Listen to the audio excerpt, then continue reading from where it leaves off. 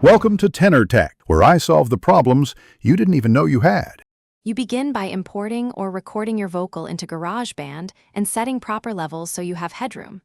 Once done, choose the correct track type, mono for single mics, stereo only for process signals, and confirm sample rate and bit depth match your project.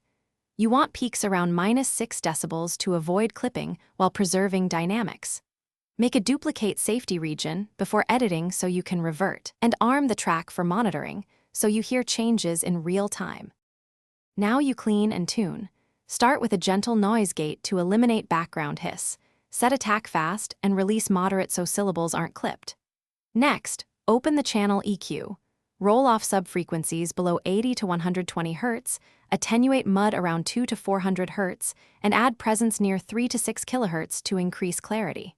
Then use pitch correction or flex pitch sparingly. Small adjustments keep natural expression while tightening pitch, and make sure vibrato remains musical.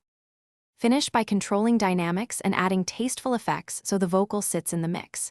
You should apply a compressor with a 2 to 4 to 1 ratio, medium attack and release, targeting 3 to 6 decibels of gain reduction to even out peaks while retaining punch.